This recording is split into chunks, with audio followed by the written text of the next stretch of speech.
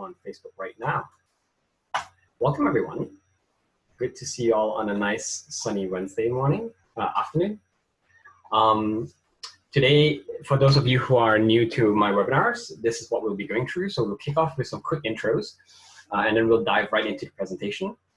So just to get you thinking before we get to the portion where we do the community intros, I normally have 30 seconds open mic where anyone can come off mute, anyone can announce any big events coming up, anything interesting happening with their business.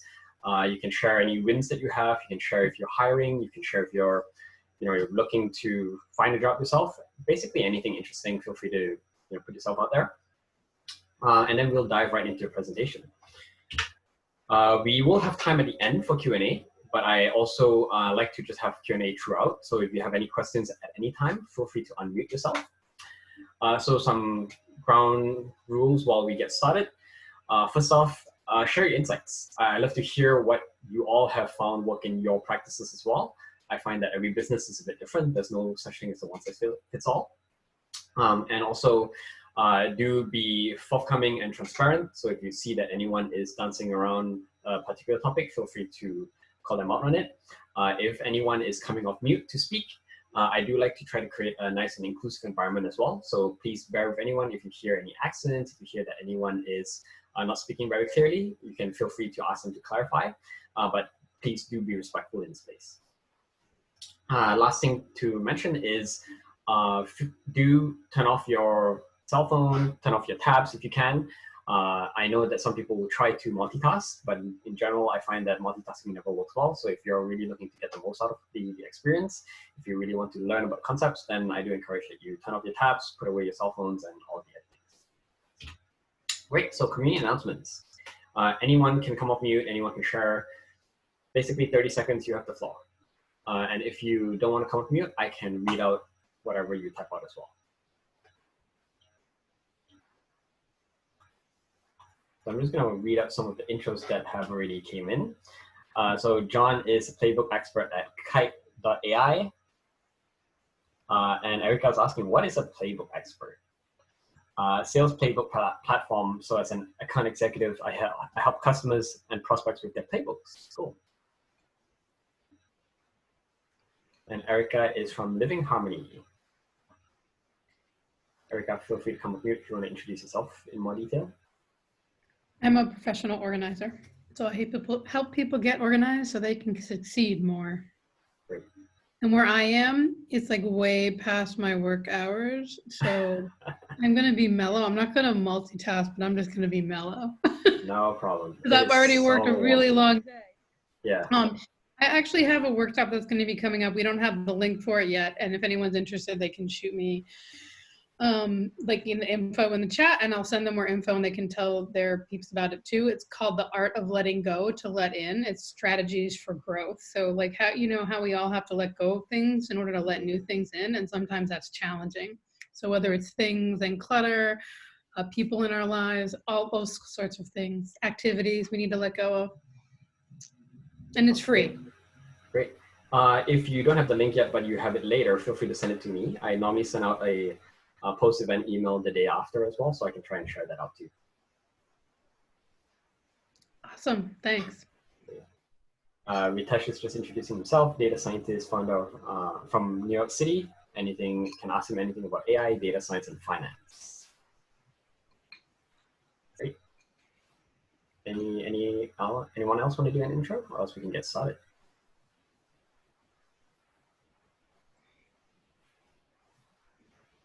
Great. I think I will move ahead. So my name is Chen. I'm your host today, and I run this company called Classy Novel. Just to give you some background, I graduated with a BSc in psychology from UC, and after graduating from psychology, I decided that research was not my cup of tea, and I wanted to get into business. It's something that I've always been passionate about. And when I decided to go into business, I really couldn't quite figure out where to start, so I decided to start in sales, because I figured out that sales is probably the most valuable skill when it comes to running a business. You have to sell your product to customers, but you also have to sell your vision to your investors. You have to sell your culture if you're recruiting. If you're in marketing, of course, same thing, you're selling your product as well. So pretty much sales bleeds into everything related to business. So I thought it's one of the best places to start.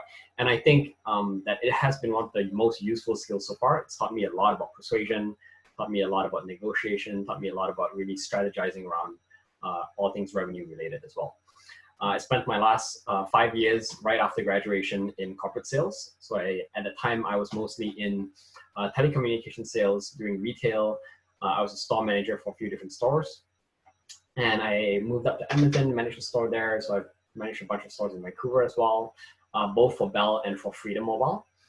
And after that, I ended up starting my first company with a coworker of mine, made a whole bunch of mistakes, ended up in 6 months, we built an app, we got a whole bunch of customers, but we couldn't get restaurants to pay us anything at all.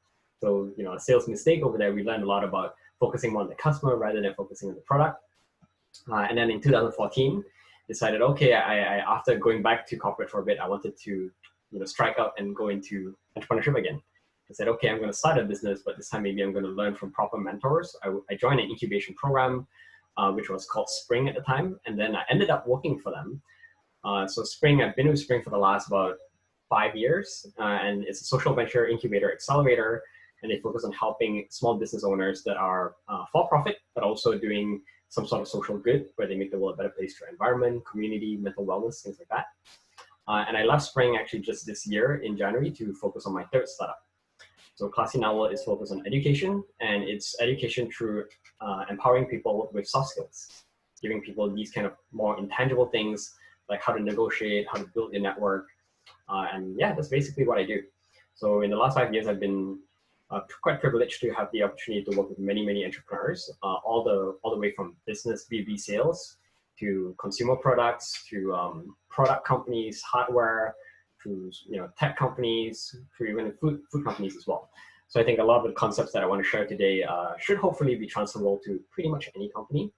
I'm going to focus a bit more today on the psychology behind a lot of copywriting and persuasive material rather than the specific techniques. So for example, if you look at more traditional techniques, they might say, oh, back in the days, it used to be if you have all caps in your subject line, people are more likely to have high open rates. But those kind of things, come and go as trends. And eventually people get tired of seeing all caps or big flashy words like free and buy now and that kind of stuff.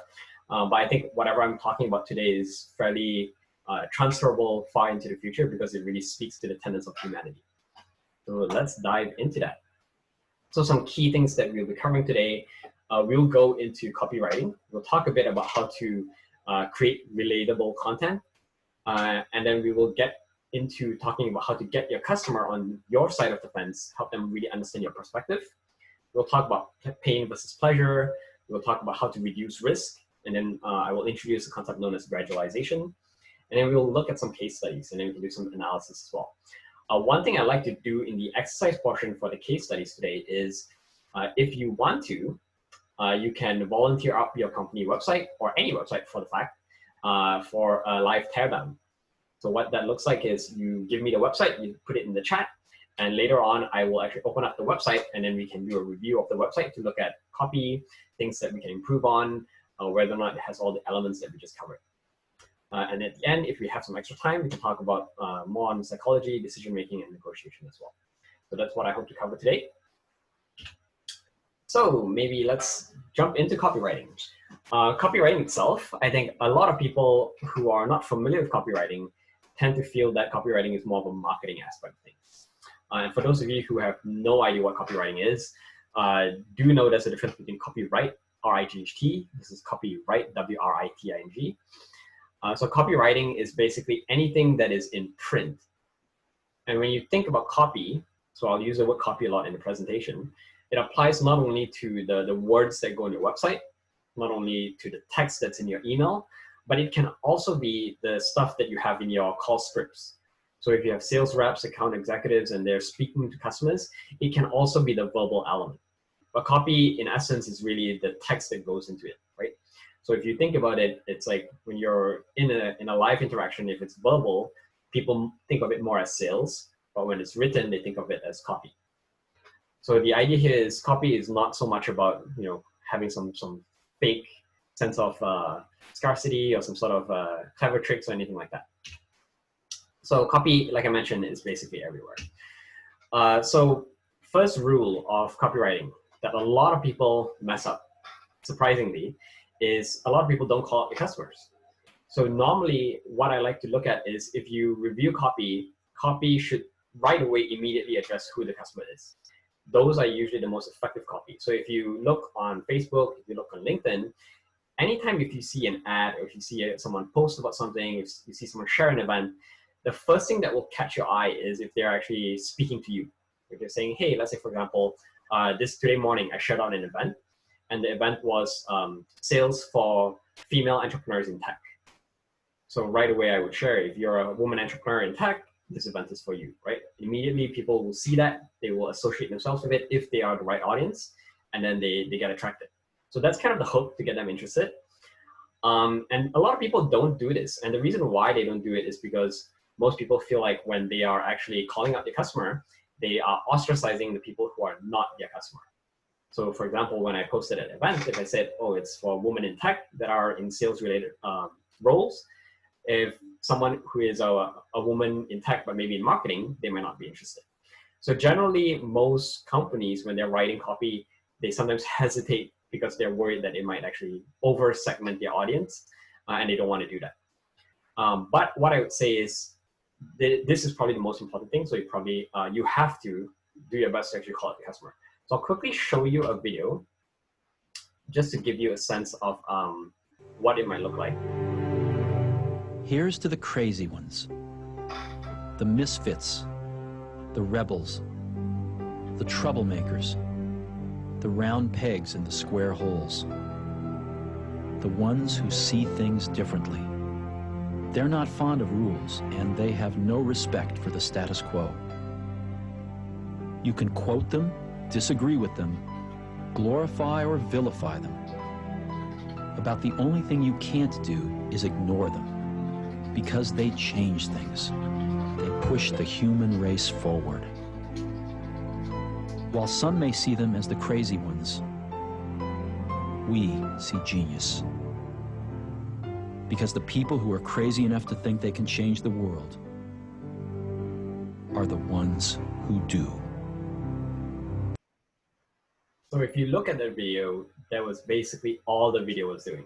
It was talking about who Apple is really speaking to, right? Speaking to the ideal customer, the ones who are daring to think different, the ones who are the geniuses out there, the crazy ones, so to speak. And nothing in the ad actually even says anything about their products. So this was actually the ad that they ran, I think, in 1992 for the Super Bowl. And it actually got them a lot of sales and made them one of the most popular brands at the time. If you really look back, and Apple is a great case study, you can not only see this video, but they have a whole bunch of other videos that are really themed around calling out the customer, themed around getting people to think differently. Another great example of one that I'll talk about later is the one where they position Apple as the opposing party to the big brothers. And the way that they talk about it is kind of like the Microsofts of the world, the IBMs, they're the big policing companies, and they're all about controlling how you actually consume content, controlling how you view the world. And Apple is really all about the freedom, about the creativity piece.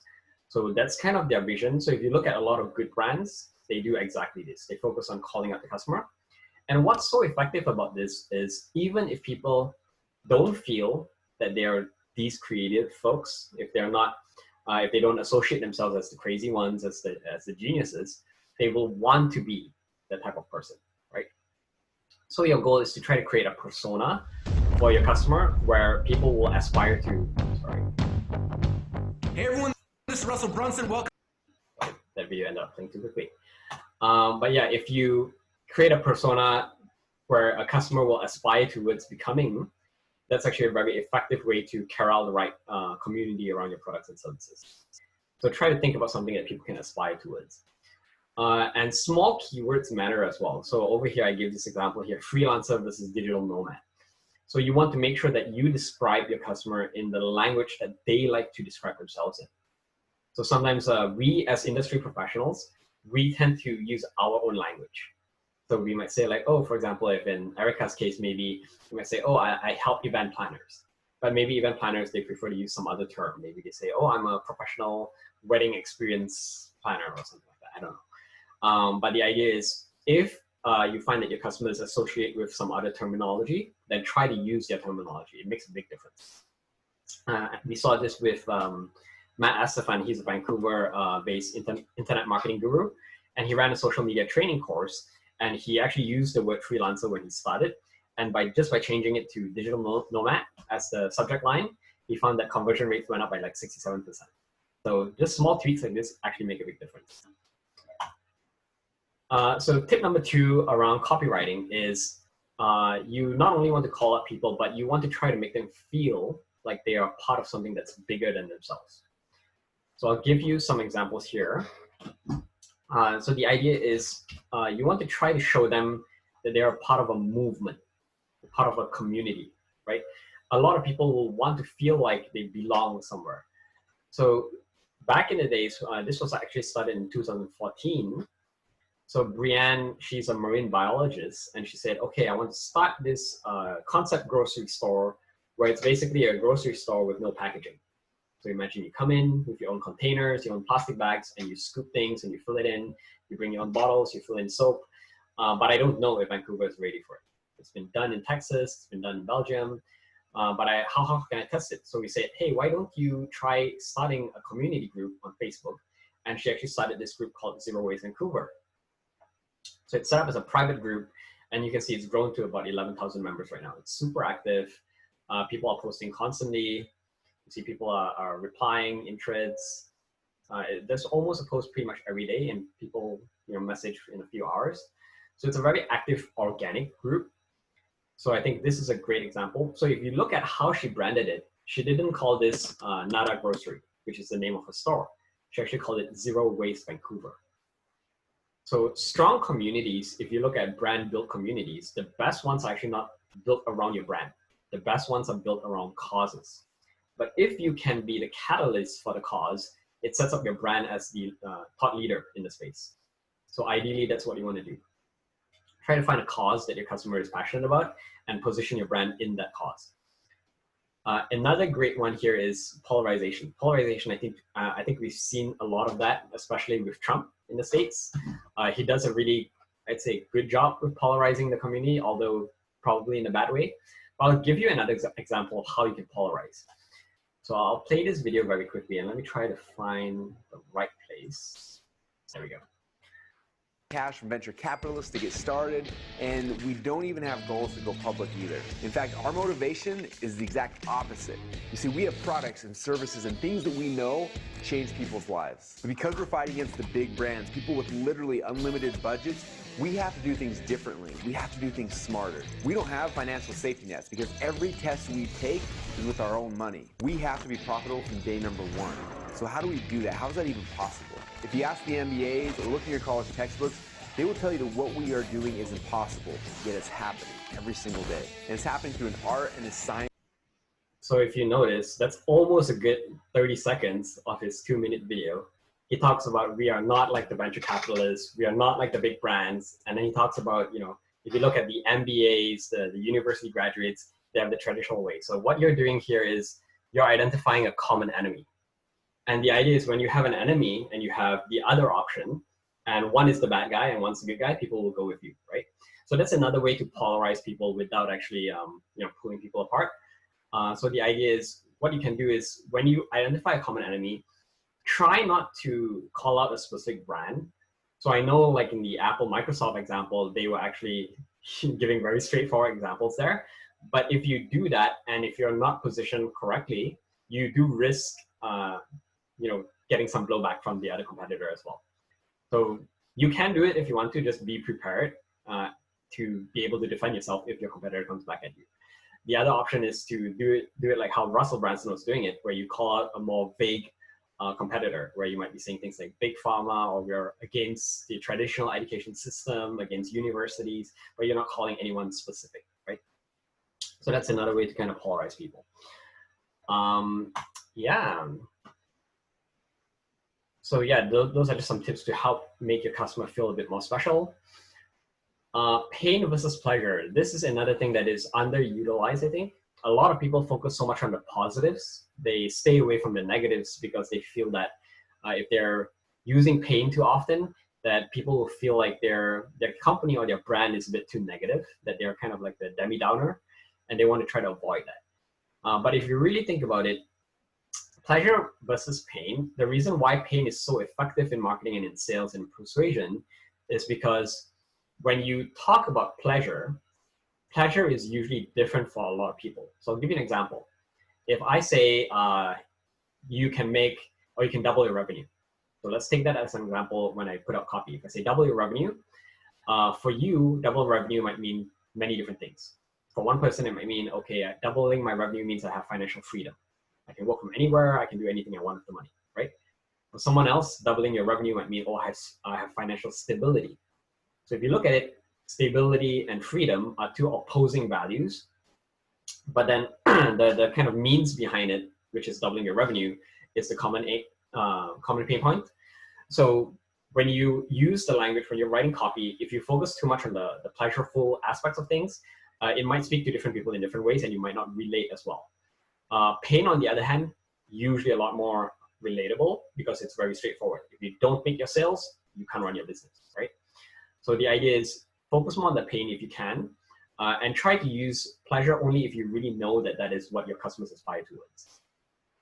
And if you are still kind of confused around like pain versus pleasure, one great example is just ask yourself this question. When you speak to your friends, when you hang out with your coworkers, or even if you speak to your customers, most people in general tend to talk about and complain about their day-to-day. They'll complain about their boss. They'll complain about how work is boring for them. You don't normally sit down with people on a daily basis and they say, hey, you know what? This is what I want to do 5 years from now. This is what I want to do if I have financial freedom or anything like that. So people tend to complain more rather than talk about aspirational things. So just keep that in mind as you start to write copy. Tip number 4, reduce risk. So it's actually quite easy over here. And the main point over here is you want to try to eliminate objections before they come up. So the ninja technique over here is if you know that a common objection that you get is, let's say, pricing, or if you know that a common objection that you get is decision making, like maybe they need to speak to their supervisor, or they need to consult their spouse, or they need to consult their manager. If you know that these are common objections, you want to try to address them in your copy, wherever your copy may be. So if you bring it up in a sales conversation before you actually try to close, then it will not become an objection after you try to close because you've already addressed it, right? So if you put it in your website and it's there, pricing is clear, and you're talking about financial plans, if they can't afford to pay it, then that is already an option before it actually becomes an objection. So the idea is you want to try to address objections before they arise. The other thing you can do as well is, as people are going through a purchase decision, what happens on the psychological aspect is they are unconsciously doing this balancing act. And the balancing act is between the cost of changing versus the cost of staying the same. So what I mean by that is, if I try to have an illustration, when people are changing, there's usually a price to pay for a product or service. They're also thinking about other things. There's a learning curve to learn your new product or to work with you. There is an adoption curve if they want to implement it in the organization and get other people to use it as well. So there's all this resistance around using a new product or making a change. On the other hand, if they stay the same, they will also have certain risk or certain costs, right? Maybe there's a regulatory change where they have to, be, let's say, GDPR compliant, or in Canadian laws, CASL compliant. And if they don't do some of these things, they might get fined. So what's the risk? Or maybe it's lost time or lost opportunity. Maybe they're actually doing a lot of things manually. Maybe your product or service can help them get more customers. So the idea is, what is the cost of staying the same versus the cost of changing? And what happens is when people are deciding to change, the cost of changing needs to be lower than the cost of staying the same. So this is the cost of staying the same, this is the cost of changing. Because then they know that, oh, it's more expensive for me to stay the same, I should take that leap and actually change. So what you want to try to do is, there are two options. You can either highlight the pain of staying the same. So you can focus on, like I mentioned, the lost opportunities, the time that you're wasting, or imagine if you could have all the customers that you wanted and your pipeline's always full or something like that, right? So the idea is, you speak to the pain that they have right now before they make a change. The other option is to reduce the risk around changing. So that's why you see things like return guarantees. So you can say, you have your traditional, which is the 30-day return guarantee, or maybe even you have risk reversal, where what some companies are doing is they say, try it, and if it doesn't work out, not only can you return it, but we also pay for shipping for you, right? So they take on the risk for you. And in service companies, you sometimes see this in an example where they say, you can take that program or you can take this course, and if you're not satisfied with it, we will actually work with you hands-on for 30 days after the program to make sure you see results. And if you don't, then we'll actually give you a refund. So they're actually taking on some risk. And the idea is, yes, there might be some people that might try to abuse this, but majority is most people will actually find that they got a lot of good value from your product or service. Of course, if your product or service is good, and that will actually help facilitate the buying process. So of course, this is more for companies that already have product market fit. If you're launching a new product or service and your quality is not quite there, then it's something that is a bit risky. But I think you guys get the point here. So any questions before I move on to the last tip? Hi, Chen. I came late, so can you go for number one? I missed number one. Sure. Number one is just calling out your customers. So making sure that you really address them, especially number one, the language that they use to describe themselves. And the second is trying to create a persona that people can aspire towards.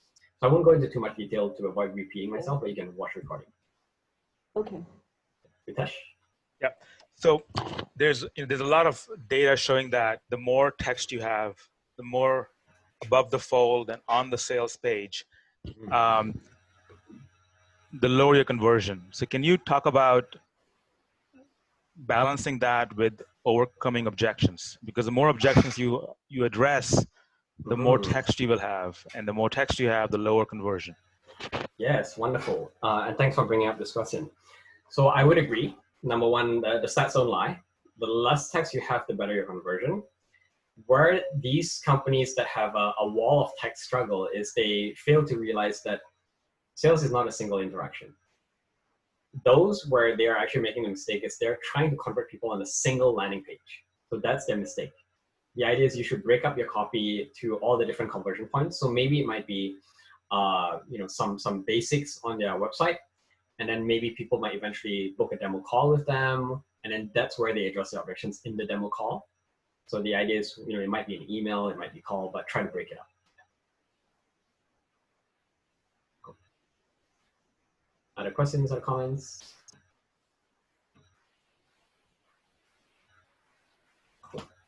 So the last one is probably the best tip. So if you walk away with anything today, I want you to remember this. So exactly, I think, Ritesh, great transition. Sales is not a one-time event. And what happens over here is exactly like Ritesh was mentioning, a lot of people try to convert in a single instance. Maybe it's a landing page, maybe it's a single email, maybe it's within a call itself. But the idea is you want to know the series of realizations that people go through as they are considering a product or service. They might not have to go through the entire process. This is why there are multiple funnels. This is why sometimes some customers land on your website. They don't have to join a workshop for yours. They see your email, they reach out to you immediately, right? So not everyone has to go through the same funnel. But the idea is, if you know what their series of realizations are, it's easier for you to craft copy and also create all the right landing pages, lead magnets, and whatnot, just to make sure that you are hitting them at the right place. So I'll actually walk through some examples to show you how this works. So let's take a look at this example. So this one was actually created by Matt, who I mentioned before. And what he does is he's selling a social media training program. So the example over here is people need to start by believing that what they're doing right now is not working. They need to believe that there is a better way of getting leads and making sales. And they need to believe that they can make 6 to 7 figures a year without prospecting. And how they do that is by building a brand. and then they need to believe that social media is the best option to build the brand. And after they realize that social media is what they need to look for, they need to believe that this social media product is what will get them results faster and easier than any other solution out there. And then the last one is they need to believe that they need this product now. So generally, in most cases, it's usually a similar flow. You know, people need to start to realize about a problem that they have, something that they're missing out on, and then they need to realize that there is this option, and then they need to realize that your company is the best option within some of those options. And then from there, it goes into realizing that, okay, they need to get it now, and it's, you know, they should not delay any further. So that's usually the general flow, but every company, every product, every customer is usually slightly a bit different. But yeah, I just want to let you sit with this for a while just to make sure you kind of understand the flow and the concept behind it.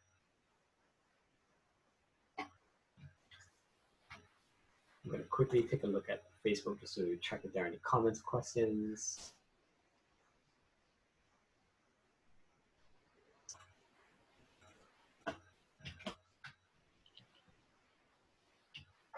Jen, is this same as the problem solution awareness journey of the customer to the funnel?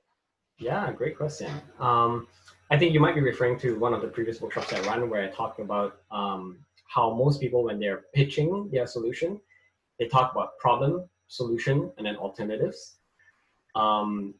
Ideally, actually a better way of pitching is actually problem, alternatives, and solution, because you're involving people in the discussion about alternatives.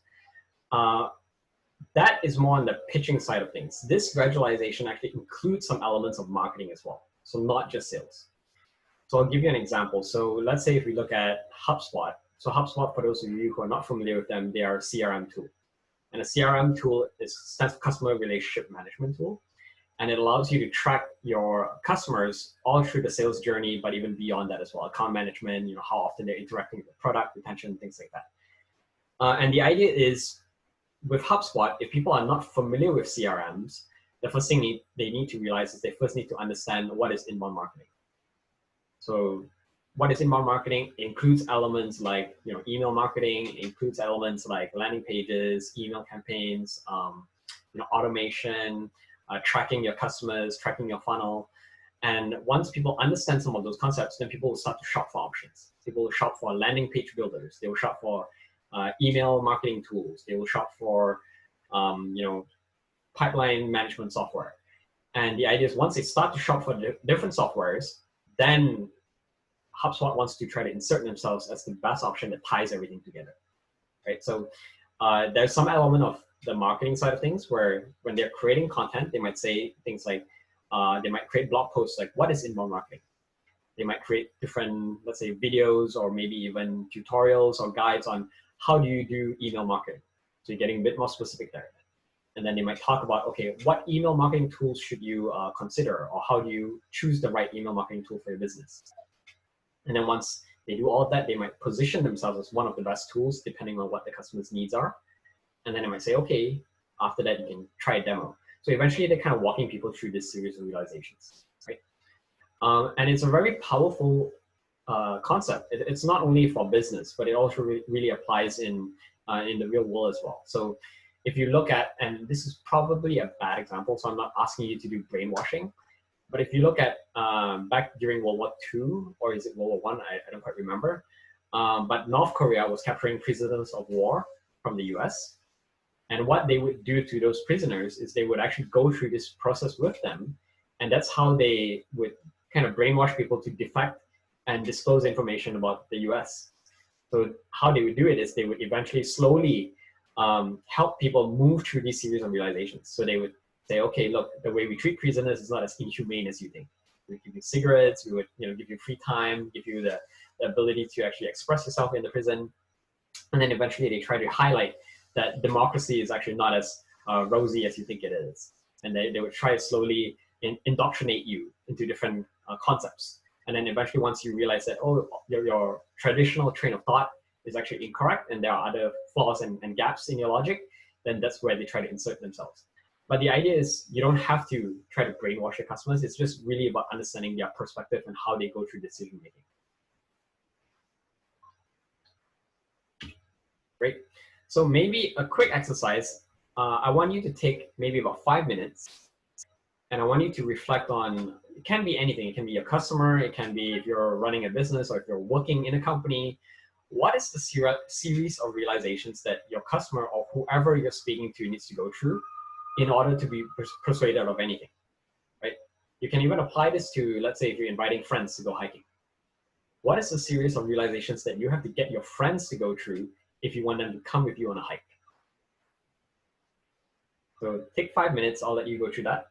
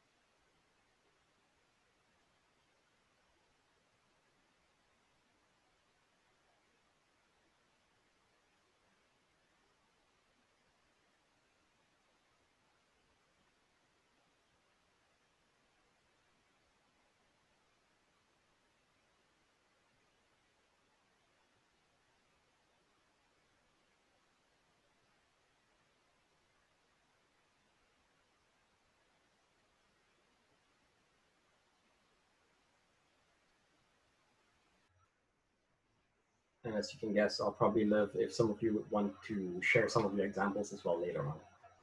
So feel free to start thinking about your example, or you can write it down and put it in the chat as well.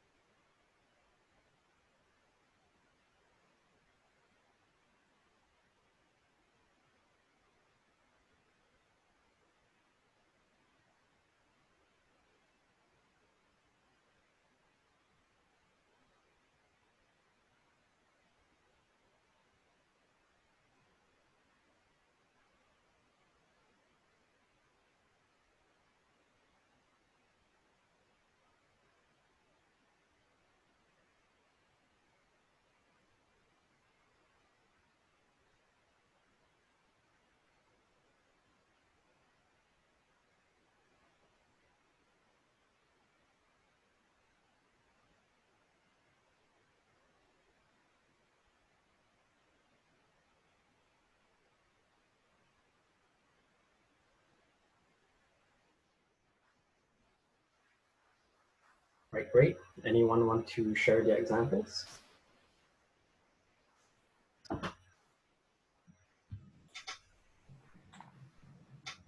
can, Erica. Sure, go ahead. So I'd say that first off, that people would have to, I would say that usually well, sorry, I was just thinking about the difference between when someone contacts me versus me reaching out. So I guess if I'm reaching out, I do have to convince them that what they're doing, like you said in the first bit, is what they're doing isn't working. So, and for them to believe that there's a better way to live their life or run their business and being more organized. And that to demonstrate that the way that I do it gets lasting results. So it doesn't just change for a little bit, that it's working like an internal, like holistic, coach-centered approach that actually gets people to change for good. And then for them to think about how much money, productivity, and time they're wasting every single day by being disorganized, and that they'll save money and make more than they're going to invest in the process. By like what they put in the end is going to actually save them, and they'll in the end more, like way more. And I would use language that people say, like that when they call me, that the words that they say to me in terms of like what it's costing them, like their relationships are not great. They can't find things. They're like buying things they already, have because they don't know they do. But those kinds of things. So I would use that actual like exact language so that I know that, it's going to appeal to people that already have hired me. Yeah. I'm working. Yeah, thanks for the example. I would say even that if you talk about, in your case where you say you're reaching out to people, most of them have already gone through some more higher level realizations. So they're kind of already in the middle of the funnel there. So they already kind of understand at least that they have a problem. They understand that, they kind of understand what organization is and how it's affecting their life. And they understand that they are, actually losing out on opportunities. So some of those things are already coming prior to that. So when you're speaking to them, they're already at the stage where they're considering solutions. They're thinking, okay, I need to do something about this. I need to know how do I work with the best coach or the best person who can help me with it. Yeah. Great. Yeah, I mean, there are a few more levels if you're reaching out as opposed to when people reach out to me. If they're reaching out to me, they've already gone through a lot of realizations. So the biggest thing usually is the investment that you have to get. That part is the great my sales part, right? Yeah, great part. Thanks for sharing. So yeah, I think unless anyone else wants to share, I won't ask for any other examples since we have a small crowd.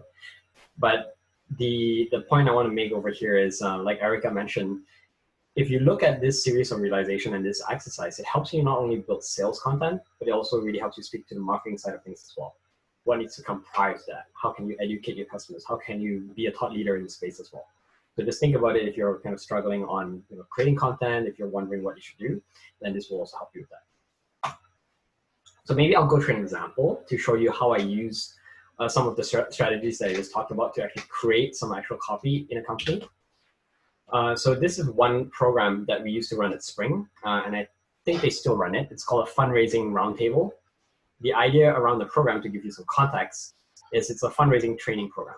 So what we do is we work with entrepreneurs and companies that are looking to raise funding from investors, and they've never done it before.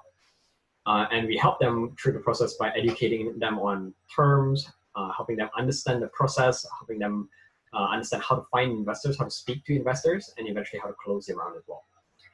So going through this exercise, this is kind of the series of realizations that I wrote down. So first, companies need to realize that they need to scale, they need to grow their company. Because if they are not growing, they're basically dying because all the other competitors around them are also growing at the same time. They then need to realize that they need funding to help them scale. If they don't need funding, then maybe they're not the right customer, right? And then they need to first realize that they don't know anything about fundraising to start, right? Some people think they know everything.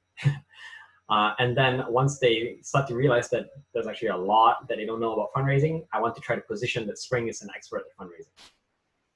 And then from there, I need to help them understand that they need to start the process early to succeed. That means if they're thinking about raising money, they can't think about raising money 3 months from when they need money. They should start thinking about a year or even 6 months ahead of time, because it will take some time to go through the process of finding investors, negotiating, building a relationship, right?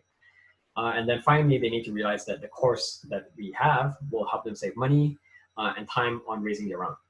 So because this is a challenging position for many companies, they need money, therefore they're going to raise money. I need to be able to show them that what we are offering will actually help them speed up the process and save them money so that they can more quickly get the money that they need. Just to give you some insight on what this blog looks like. So again, this is just one part of the funnel, but this is blog. I'll actually walk you through some of the elements in a bit. But there was a blog, and then we have, once people go through the blog, we had lead magnets. So there were kits, toolkits, different templates that people could download. And people, if they interacted in certain ways, we would actually jump on a call with them to do an assessment, to figure out and give them some advice around fundraising. We also ran different workshops related to fundraising. So all of those all came out from this exercise. So I'll actually walk you through all of that. So let's start with the top of funnel. So top of funnel, because I'm addressing the ones over here, like I mentioned, I need to scale, right? I need funding to help me scale. So the ads, the meetups, the email drips that I was designing, they're all really themed around making companies realize that if they're not growing, they're dying.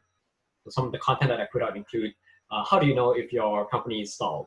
What are some of the common bottlenecks in growth for companies? How do you stand out from your competitors? So all of these kind of content, they're all really themed around the topic. Same with ads, same with the workshops that we ran. And then what I was trying to do is, like anytime for any company, if you're trying to market to them, you want to try to capture their contact And the capture point at the start is just how you know where they are in the journey of the funnel. So you want to try to get some sort of contact info, email, commitment, and you can do this through many different things, right? It could be landing pages, registration pages, your lead magnets. So what I would put on some of the different things might be, for example, if I ran a workshop, I might say, how do you outpace some of your competitors in the market? And when people are signing up for the workshop, I'm collecting their emails. So that's how I know that they're at this stage of the funnel. And then lead magnets, it might be download this checklist for fundraising preparedness, or it might be how do you know if you have the right setup or the right company to bootstrap versus fundraise. So if I get them to download some of these checklists or tools or templates, then I know that they're at this stage of the funnel.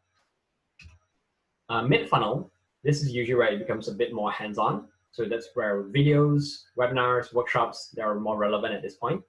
And the idea here is, like I mentioned, I'm trying to help them do number 3 and number 4.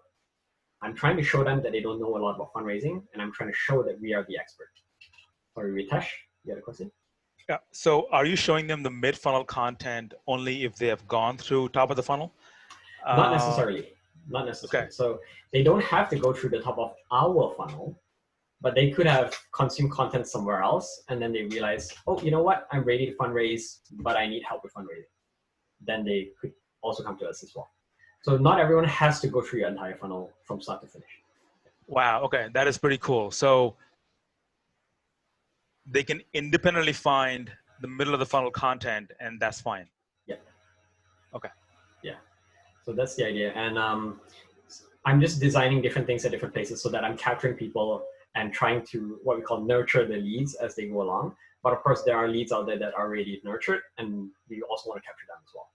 So this is where I ran workshops, and we plan things around topics like, what are common traits for your ideal investor? How do you do investor prospecting? How do you set up your term sheet? So these kind of topics, they're getting a bit more specific. Or it might be like, what are the pros and cons of bootstrapping versus fundraising? Or it might be a topic on how do you consider debt and loan versus grants versus raising from investors. So all of these kind of topics, if you notice, they're getting a bit more specific now. And the idea is they're helping people understand that fundraising is actually a much bigger topic than they realize. And they're also serving to actually set us up as the thought leader in the space as well. And then bottom of the funnel, this is the actual course page itself, or it's the interview that I get people to come on a call with, or the demo that I'm doing. So what we are doing here is, if I would jump on a call, so how I would get these people is, for example, if they went through the blog, one of the key indicators for me would be, so I'll actually talk about 2. So one is if people attended workshops, what I would do is I would set up an automatic trigger where if I notice that people have attended 3 fundraising topic workshops, then I would get an email saying this person has attended 3 fundraising workshops, and then I would reach out to them. So then I could have the conversation and say, hey, I noticed that you've been attending some of our recent workshops on fundraising. Are you looking to raise a round? Are you thinking about doing it? Do you need some advice? Then I would jump on a call with them. So that's how I would initiate the call. Another thing I would do is let me try to find one of the links. Sorry, I'm just going to skip to that just to show you. It might have been changed since I left. Here. So it looks like they changed their website, so the links are broken. But if you see here, there's Access Our Fundraising Kit, which includes a guide on how to meet influential people, blah, blah, blah, blah, blah, tools and templates. So if someone is reading a blog post about fundraising and they're actually taking the time to download the kits and the templates, I'm assuming that they're actively in the process of fundraising and they need some of the templates, then I would reach out to them as well. And then when I would jump on a call with them, what I would do is I would actually walk them through and help them understand their own fundraising needs, because some companies, they think they want to raise money from investors, but they don't really need to, or maybe it's not right for them, or maybe they are going about it the wrong way. They're trying to raise too little money or too much money. So the idea is we kind of go through that free consult, but that also helps, again, really solidify that we're the expert in the space, help them understand that they don't know what they think they know. And it also goes into addressing some common objections that might come up. So some people might ask questions like, oh, if I join your program, will you actually introduce me to investors? So that was one of the common objections that we frequently got. And then we would speak to that, right? We would say things like, yes, we will try to do our best to introduce you to investors if you are ready. But if you're not ready, we will not introduce you to investors because that will actually ruin your relationship with them, right? Or another common objection would be, what if I don't have the finances available to take the program? Then we will talk about how we could actually structure it to be financing ready. So instead of paying upfront for the program, you could pay monthly, or you could close your round and then pay us a percentage or something like that. So we can talk about those kind of things after as well. But the idea is that's where I'm addressing some of those later pieces. And then the sense of urgency is there where I talk about a lot of people commonly think about raising money and they only try to do it when they're running out of money. And that's usually the worst time to raise money. The best time to raise money is when you don't need the money, right? When you are actually positioned well. So investors will know that you're not desperate, and it will also position you well so that you have the best valuation possible when you do raise. And then I talk about the process. It takes time to build relationships. It takes time to get investors to know your company before they're ready to write the check. So that's kind of the example there. So maybe I'll actually quickly show you the blog post. So this is one of those examples of a wall of text that Ritesh was asking, like, when do you know if you're writing too much? But if you look at this, this is generated as a value content. It is not a sales page. This is a blog post, comprehensive guide on raising seed capital, and it's pretty much like a book. It goes through everything from, am I ready to scale? How quickly do things need to happen? How much do I need to raise? What types of financing options are available to me? Paperwork. I talk about dilution. Who should I raise from?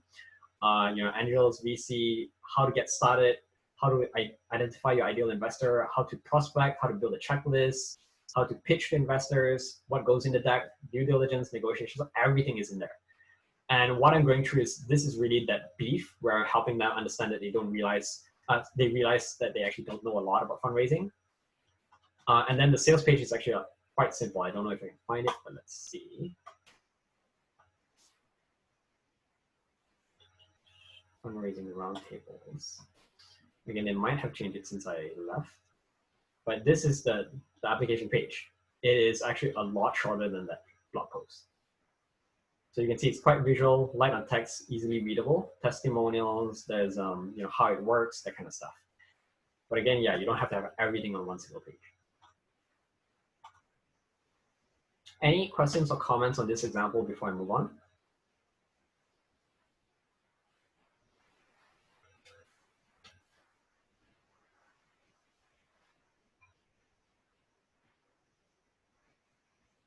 Okay. Right, so some other high-level tips as you write content and as you think about how you want to persuade people. So some other tips, if you have the time, look up StoryBrand. Great company, great website. They have a lot of good videos as well. Some high-level tips that are my favorites are, number one is you want to define your customer as if they are a character in a story. And you want to define what this character wants. And if you think about it, when you're talking about the wants, people often buy solutions to internal problems, not external problems. So what that means, if you talk about something like, let's say revenue, for example, or if you talk about solving a technical problem, usually there's an internal motivation for whoever the buyer is. Maybe they want to get promoted. Maybe they want to do a good job, right? Maybe they want to, have the freedom to actually buy a nice house for their family. So there's usually some internal motivation that is manifested externally as well. And then the key tip over here is a lot of companies, when they write content, they will position themselves as the hero. You are not the hero. Your customer is the hero. You are the guy. So make sure that when you write content, you really emphasize this and you make sure that you focus that everything on your customer. Your customer is the hero. You are helping them through this journey. The last piece here is when they are walking through the decision-making process of buying something, you want to make it as easy as possible for them to logically follow through. So most customers don't want to think when they make a purchase.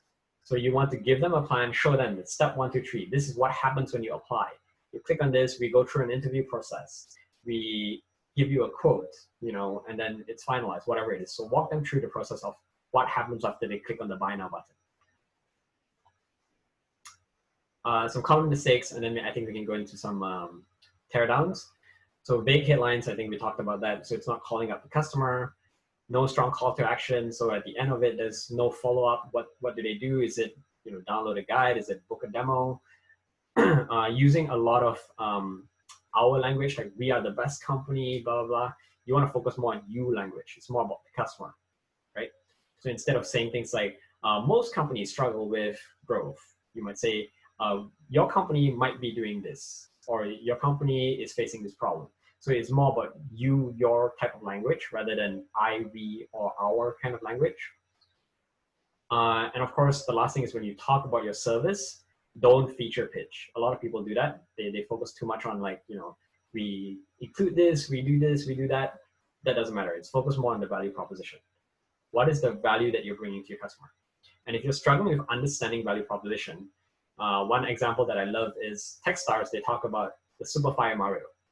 And the idea behind that is, if you know the game Mario, there's this plumber that runs through the game.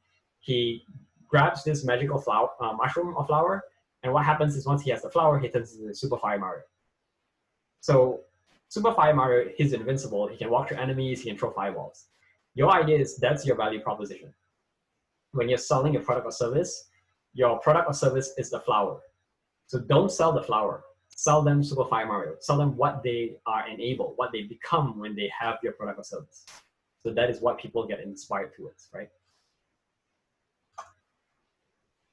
So this is a quick smell test. If I'm looking at a website, I need to know who do you serve, what do you do, how can I get in touch with you?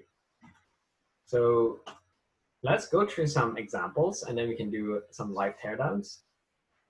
So what do you guys think about this? So focus more on the copy, the content, less on the design. What do you think of this website?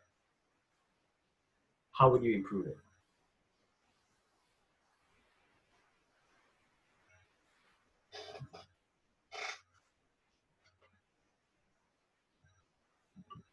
There are too many call to actions here. It's confusing. Mm-hmm. Yeah, just call the phone number, schedule an estimate, see how. Yeah, I think they need to have a singular call to action. So every element on that page should be funneling the visitor to one call to action. Other comments? That it should show the before and after. The basement before is really nasty, and now it's just so modernized. So yeah, that would be a good way of doing it. You want to work with them. Mm-hmm. Visualizing, helping them really see the finished product. Mm-hmm. Yes, and also maybe like 30% off by the end of July, by the end of August, and kind of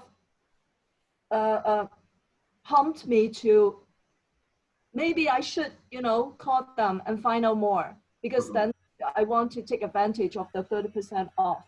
Yep. Yeah, so some urgency. So giving them like a deadline or some sort of discount. Yes, but most importantly, they have to let me see the visual, the difference before and after. Great point. There is no gradualization here. Mm-hmm. So they're jumping straight to the value proposition. Basement's finished. Yeah, it's finished.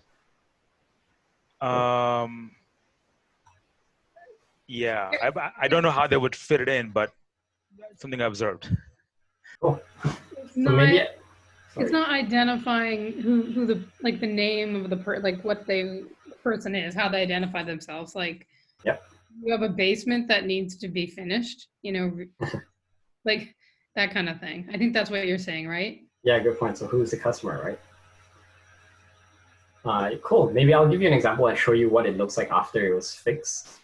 But some other ones I want to point out. So no credibility. So like Ling was talking about actually seeing the finished product, or maybe even seeing some testimonials that might help. Who is it for sure, like Erica was mentioning. It's also not addressing possible objections. People might think, what if I can get a cheaper quote? What if someone else can do the same job? Are there warranties, right? Like what if you fix it up, it looks nice, but it breaks down or things like that. Does all this have to be above the fold, all these things you're saying? Not necessarily. And again, remember, it depends on where they are in the funnel. So that could be multi-stages. It could even be a multi-page landing page as well. But this is just one simple example of how you can do all of it in above the fold and try to squeeze all of it in, but still also be nice and clean as well. So this example was, I didn't do this, but a friend of mine runs a marketing company, and he gave me some of the examples that he did. So you can see on the one on the right, it's talking about, so you notice the language, get your dream basement. So it's focused on customer facing language. They're talking about financing option as well, $200 a month with 0 interest financing. So addressing if people can afford to pay it. They talk about free in-home estimate. If you have a written estimate, we will read it. So addressing some of those objections, warranty, competitive pricing, featured on. So some kind of like testimonials or credibility factors. Request a quote. So one single clear call to action.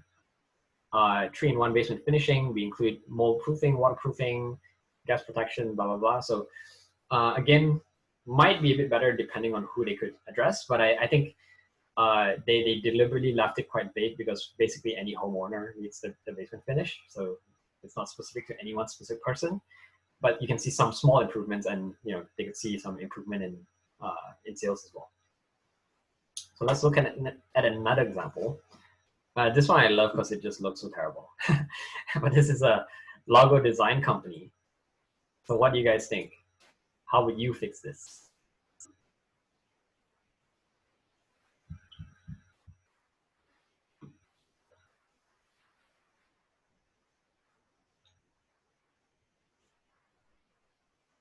I mean, right off the bat, they lose all credibility because I don't see a logo.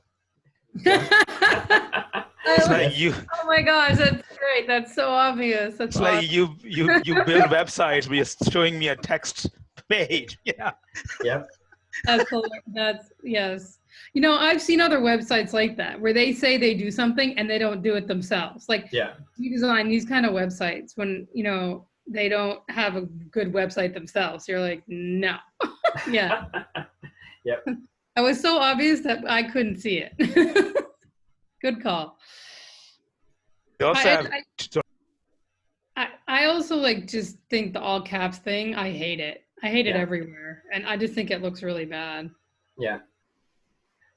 So some other things I'll point out. Sorry, Ritesh, you wanted to say? Yes, same things. They're not calling out the customer. There is no. Like what? They're not addressing the objections. They're not addressing the gradualization. They have some stuff here, like hiring a team to go to low can be a tough ask. They have some, but it's not presented like this. And finally, big numbers. They fuzz the human brain. So 1 million logo. First of all, typo there, but anyway. So big numbers fuzz. They fry the brain. Yeah, good points. So I'll draw your attention to a few things as well. So if you notice, they're using a lot of we language, right? We make custom design logos. They focus on themselves a lot. We have 120 professional designers. We've done 1 million logos. We've worked with 200,000 brands, right? It's a lot of them. If you notice, call to action as well, no clear call to action, there's multiple tabs. But even worse is the color, it blends in with the background. Order now is blue, the background is blue. Again, no credibility, they're not addressing objections. So this is the redesigned website on the right. In my opinion, not the best still. There are some ways to improve, but you can the results speak for itself, right? 192 increase in % in sales. You can see over here, we make custom design logos. They start with the we, but they quickly transition into the value proposition that make your brand memorable, right? It's making the brand a bit more memorable. I'll promise a great logo that you will love. And then there's pricing, so people don't have to wonder about that. There's a 100% money back guarantee, unlimited revisions, so a common objection that they get. What if I don't like the logo? Full copyright transfer, no hidden fees, done in 48 hours. So some of those, again, addressing objections nice and early. Order now button is a lot brighter, it's clearer. There's some kind of certification there, bestseller package, money back guarantee, blah, blah, and really just kind of brings it out. So it's, again, not the best, but it kind of shows you how slight improvement in copy can actually go a long way. So some other quick examples I'll just quickly walk through. Obviously, the one on the left, again, too many different call to actions. There's a law firm that deals with personal injury cases. And the one on the right, you can see right away it's focused on case evaluation, no fees unless we win. So again, addressing those objections. focus on clear call to action. There's credibility, as seen on some news media outlets that have covered them. This one, another example, detox foundation, like what detox, right? This one over here, get rid of your addiction forever. So your language, focusing on the value proposition, right? There's some guarantees and then clear call to action. So I think you all get the point here. This quick tip before we actually go into some examples is landing pages. Now, I think a lot of people try to cram it into one single page, but this is where you can also break things up. So if you look at that, if you just have a single sign up button, conversion rate increases by a lot. So what you're seeing a lot of companies that are doing now, if they're smart about it, is instead of asking people to fill in an email and hit sign up, they hit the sign up button and then a pop-up comes up that asks you to enter the email. So that's actually technically a second page, the pop-up. Or you can actually click the sign up button, it goes to another page, you type in your email there, or you fill out a small quotation field, blah, blah, blah. But the idea is you can break up your landing pages into multi-pages if you can, and that really helps increase conversion. So yeah, I'd love to see some examples. Anyone want me to go through their own website, or anyone want me to just pull up a website and look at some stuff? I can suggest one. It's from a colleague's site. Sure. Let me type it into. And if it's not suitable, we can absolutely do something else. No problem. Chat. Okay, it's in the chat. This is a colleague. He has a site which sells furniture for hotels, Airbnbs, right? Blah, blah. Great. So yeah, I do kind of like the catch line here. So multifamily, condo, hospitality, and corporate. So it's really calling out the customer at the start. Ideally, what they do. Yeah, so they don't go to it right away above the fold. Okay. So could be a bit better if they actually address what they do. I mean, it's not just all about above the fold. It doesn't have to be everything above the fold, but if you can cram as much above the fold, the better, right? It doesn't all have to be below the fold. Another thing to notice is there is this, I don't know if their website will have it, or it depends on what platform they build it on, but you can also have multi-landing pages for different customer segments. Sorry, just give me a second. I'm just going to close my blinds. The sunlight's really coming in.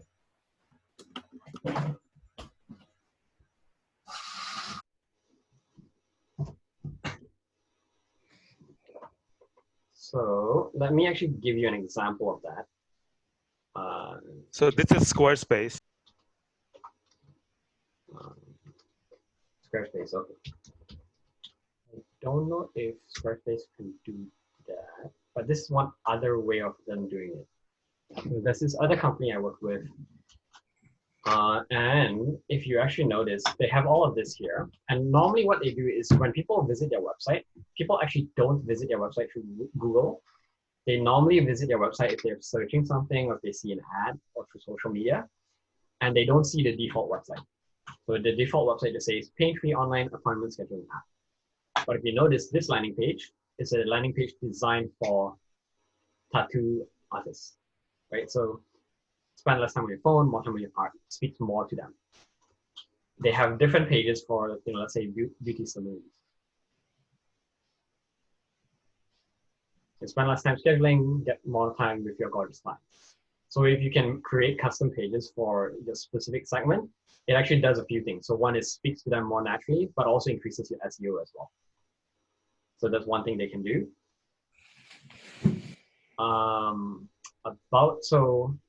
They're starting with we. So that's another thing that they could possibly adjust. It's starting with like, this is what we do. Like, I don't care when you launch. I want to know how it applies to me, right? Again, a lot of we. Specialize in procurement for ground-up renovation products, following sectors. Not the best color here for call to actions. It blends in with the background a bit. This is good. So having some credibility markers. No clear call to action. So I don't really know like what's next. Like, you're muted. He's muted and he's talking. There's a contact on the top right. Oh. Oh, okay. But not exactly a call to action, but like a pseudo call to action. Yeah. Not really a call to action. Yeah. Right. Yeah, good point. So not really a clear call to action. Again, so here, like what they do, that's a bit I have a clearer. question about the we and the I. Like I've seen some big names. Is it because if someone's like so super famous that they can say on their homepage, Mm. I am blah blah blah blah? Is it because they're a set that level they can do that? Because I've seen some sites that are like that, and I got confused if it's supposed to be that I do this, I work with that's Yes. too. Erica, you probably see this more in your sector because you're in coaching. And what you will notice is a lot of coaches focus on the I language because they focus on the experience with working with them. That is actually a slight difference, and that is actually where it does actually make a difference. For coaches, it is okay to use I language because in that case, people are actually shopping for the relationship. They're not shopping for their own experience in most cases, because they're usually quite clear on what their pain is. For them, they care more about who they're working with. So it's okay if you're a coach to use I language a bit more. So thanks for raising that.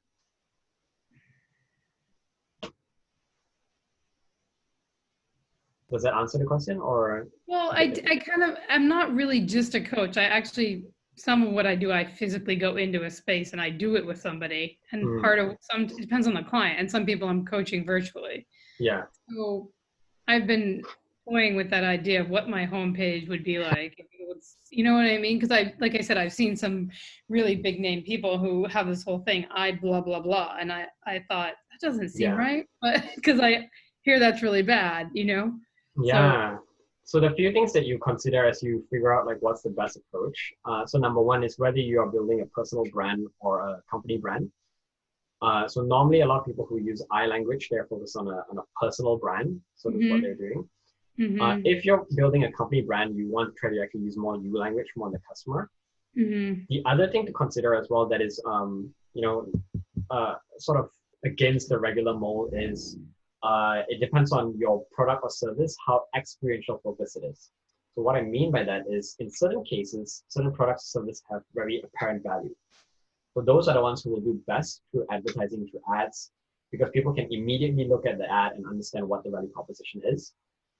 But in other cases, like if it's like a special transformation program, or if it's a type of implementation where, like, let's say organization, you don't see the results of, making some of those changes immediately. Some of it might be more intrinsic, might be like you mentioned, relationship changes that you might see, changes in your mindset, in the clarity of your mind, things like that. Those things that are less tangible. Then in those kind of cases, it's okay to use I language a bit more often to help people really understand that relationship dynamic that you're working with, because it really depends on what their gradualization process is. So in that case, they're usually thinking like, who can help me out the most? So I understand. That makes sense. Yeah, so I'd say you can make some exceptions to the rule. It will help if you have a bigger personal brand. But otherwise, if you're trying to create a company instead of doing it around yourself, then you might want to go with more you language. If you are trying to build a personal brand, then it's okay to use I. And can you have like a combination on your homepage? Oh, of course. Yeah. Yeah. Yeah. Yeah, I think that's good. So this one over here, one thing to note is, if you notice with them, I think your friend is trying to actually do something that's more for the contractors or the designers, I think. Because he's using some jargon here, like what is FFE, procurement for ground up renovation projects. Yeah, there is some jargon here. Yeah, they do work with architects, but I forget the jargon he told me, but I forgot, honestly. So it's fine to use jargon if the audience knows it, but if he's going to go after someone else, like maybe it might be a decision maker who might not understand the jargon, he might have to be careful with that. Right. Okay. You might suggest to him to actually change the call to action to like request a quote, or see a demo or something like that, or view a case study or something like that. Yeah. And there is no he had a portfolio up there, but this is very hard to find. And the scrolling thing, I'm not a fan of that, because it now puts the onus on the visitor discovering the scrolling and doing the scrolling. Yeah, I agree. Yeah, cool. So yeah, I think that's a good example. Anyone else want me to look at a website?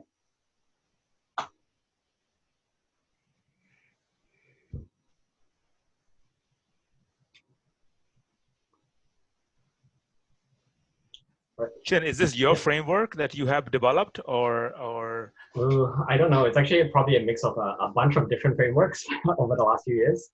So there are a whole bunch of different companies that have different things.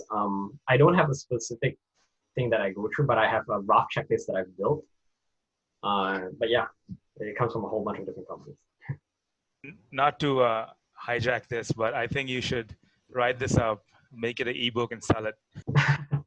Thanks.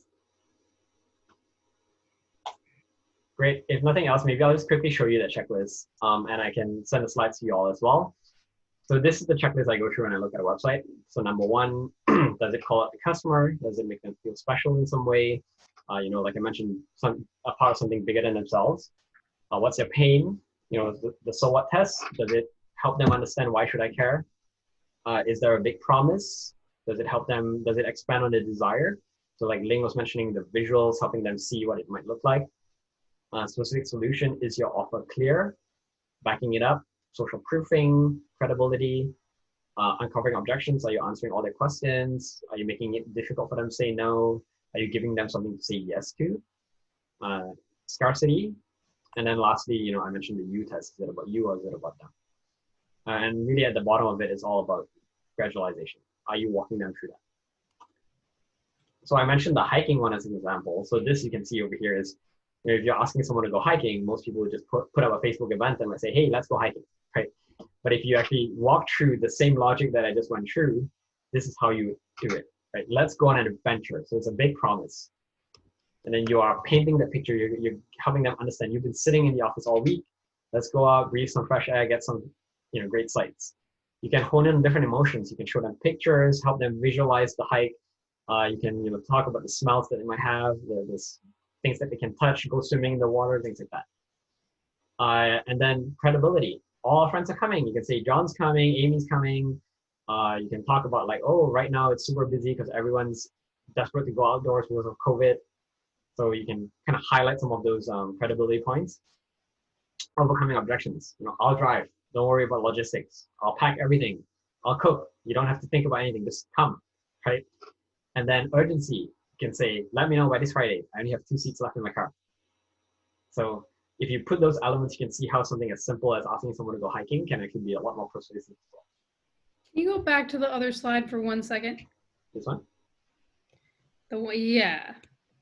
Because I just wanted to compare it to the one that you just did. There's like so much content on there. Yeah, okay, got it. Cool. So yeah, wrapping it up, like I mentioned, call out the customer, try to make them a part of something bigger than themselves, use pain strategically, try to reduce, remove risk, or even reverse risk if you can. So reverse risk, if you need a refresher there, it's mostly about taking on the risk yourself. Gradualization, using social proof, and address objections before they arise. So if you follow all of that, you should have a pretty good start to copy. If anyone else is interested, we do have some other workshops coming up. August 5th, one on revenue and growth optimization. That's more on the strategic level. If you notice some of my workshops, like I mentioned, soft skill related, they're not all related to sales. I have one on diets coming up. There's a nutritionist coming in to talk about relationship with food. I'm running another one on purpose and value discovery. And then we have a HR professional coming in on August 25th to talk about how to negotiate a raise or promotion. And those are all, might be interesting topics. If you know someone else who is interested, feel free to send them over. But yeah, I think that is pretty much it for the presentation. If anyone is curious, I can talk a little bit about how you can work with me in the future, but I don't want to jump into a sales pitch unless you guys give me a permission. Yeah, please do. Yeah, thanks. So yeah, I've started to try to do something, and you can even analyze my copy if you want to. So I'm running this next month, which is actually in a few days. It's a startup sales academy. So this is more like sales training for founders who are technical, who don't have business or don't have sales background. And what I'm doing in this program is I'm walking them through the entire process around sales, helping them really understand how to set up their strategy, understand the basic fundamentals, how to build funnels, how to use different tools, how to automate, how to do list building, So some of you might have been for a few of my different workshops. It actually goes into a lot more depth. It covers a lot more of the strategy behind it. It is really only for B2B companies. So if they're a product, if they're a service that is consumer-centric, it's not really for them. And they should have a product or service where their customer is actually paying them at least $2,000 over their lifetime. Because anything less than that, you're probably more of a marketing-focused company. If you are sales-centric, if you're interacting with customers more on a personal level, you probably need more sales rather than marketing. So that's kind of what the program is like. It's actually a month-long program. So I work with them for a whole month.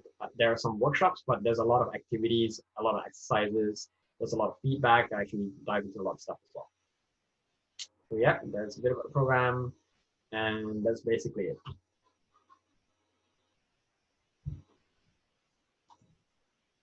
Cool. Oh, sorry, I'll You give you my talk a little bit more about the internal problems customer has versus external problems. Yeah, great question. So internal, there's two ways of thinking about it. So one is when you think about motivation, you have internal motivation and external motivation. So what that means is, let's say, for example, external drivers for motivation might be time-based. So you might be focused on scarcity, you might be focused on limited time offer, limited quantities. Internal might be focused on their personal goals. So personal can be both company and can be personal on an individual level. So it might be, oh, if you are hoping to get promoted by next quarter, you need to start a project or initiative that shows that you can actually up your game.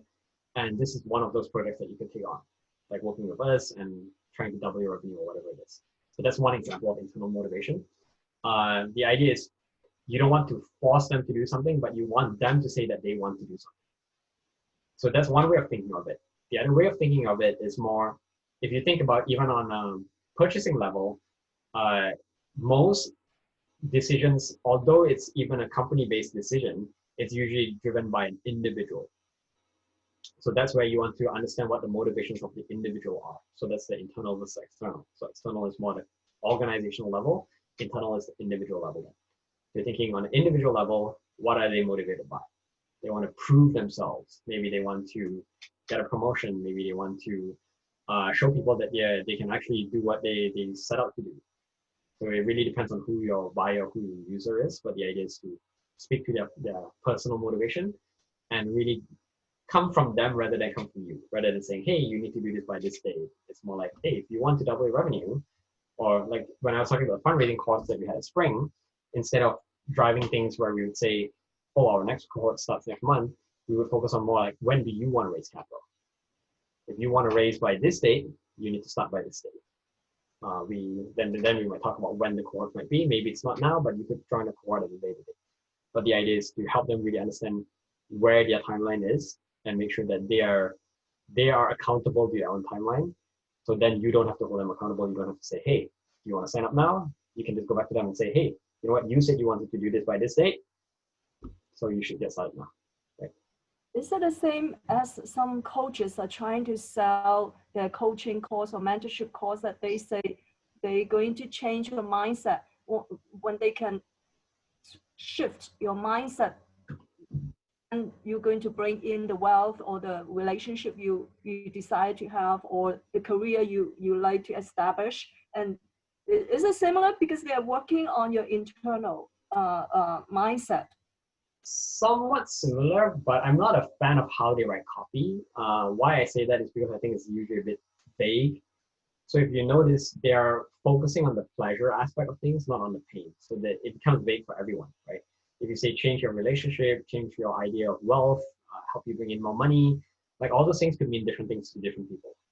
But if you look at how coaches who are effective, they might talk more about like, break your addiction. Like people might see, okay, I have a problem, I'm addicted to something. Then that's an internal motivation that is more pain related rather than pleasure related. But yeah, okay. I think you get the point. Yeah. Okay, thank you.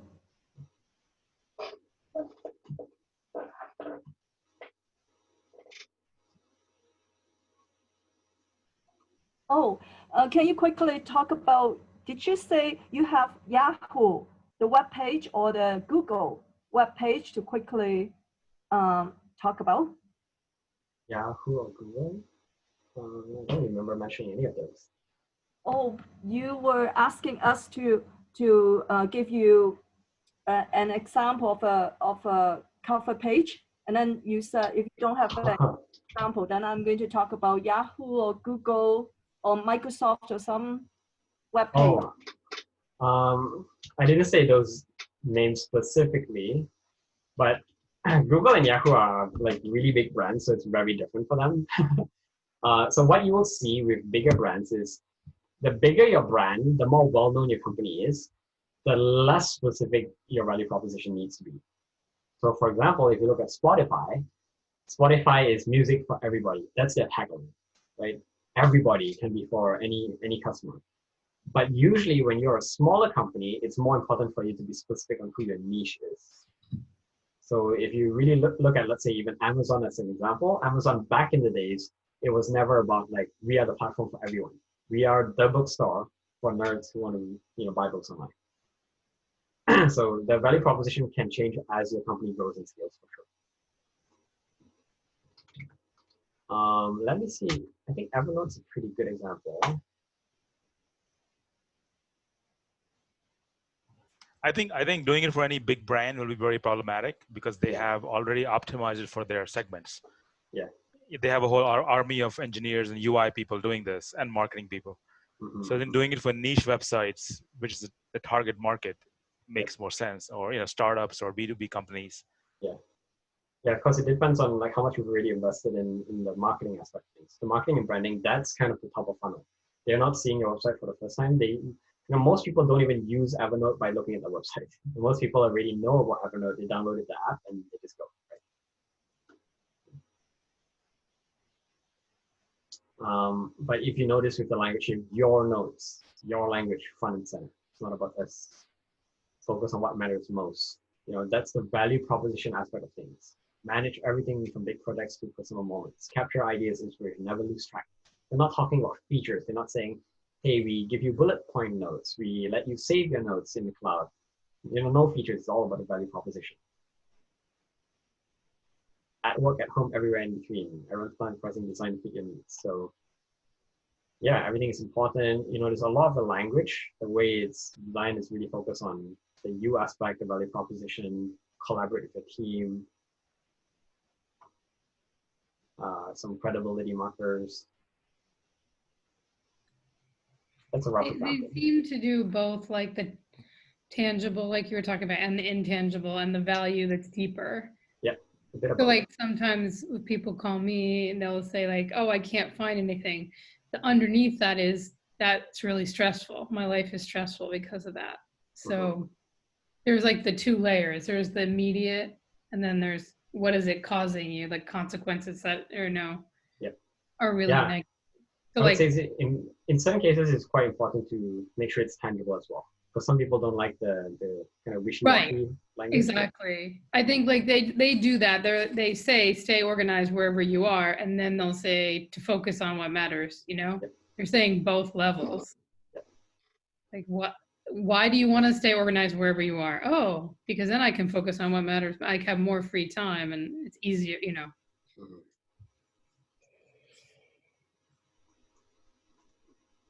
Yeah, for sure. Let me see if I can pull up one of my favorite ones. So Paul is this friend of mine he's the one who actually gave me those screenshots. So he runs a marketing company. Where is this? Paul.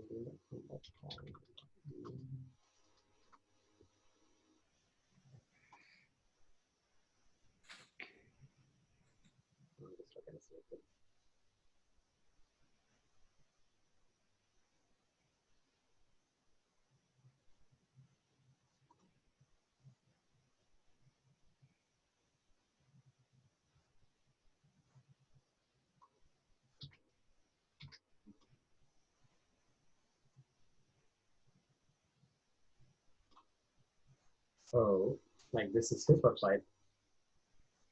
So there is some I language in his case because he's focused on the experience working with him. But he also quickly uses a lot of you language, double your revenue without twice your budget. So really helping people understand it's not about doubling your revenue, but also increasing your budget. Some of the common objections, double your customers without doubling your budget, build a relationship with customers automatically so they buy from you again and again, no obligation strategy call, some credibility, so looking at his audience, clients he's worked with, testimonials, a lot of testimonials. Results. Oh, I love that some of the marketing people do this. And results really speak for themselves. Like some of them, I've seen some of my friends who are in marketing, they post like results that they have monthly, and it actually shows that they're actually doing a good job with some of their clients. So again, clear call to action. These are his areas of focus. He's focused on service companies, service-based businesses. Again, using testimonials again. So yeah, some pretty good stuff. Again, not everyone's going to be perfect. Generally, like every company is going to do it a little bit differently. So there's no one such thing as a one-size-fits-all. But as long as you kind of have the rough checklist, it will probably help you improve your website for sure. And again, not just your website, anything else as well. Does he work on a fixed price for everybody, or is it custom by side by side? Yeah, I don't know. Probably have to check in with him. I'm not too sure.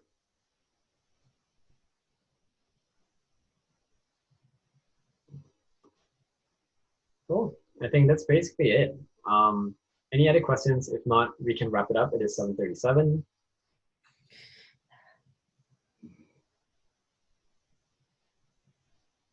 Chin, thank you so much. As always, you provide so much value, and I wish we could do something also. I could do something to, Sure.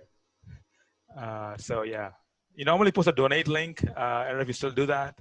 Normally I do. I decided not to post it for this event just because I was also going to talk about the program that I was having. So yeah, I mean, if you appreciate what I had and you want to donate, you can also just send an e-transfer to my email as well. Thanks, appreciate it. Thanks, Chin. That was really good. Yeah, hope you all enjoyed the session. Have a good night. Love it. Thank you so much. Right. And I wanna, oops, I wanna Chin.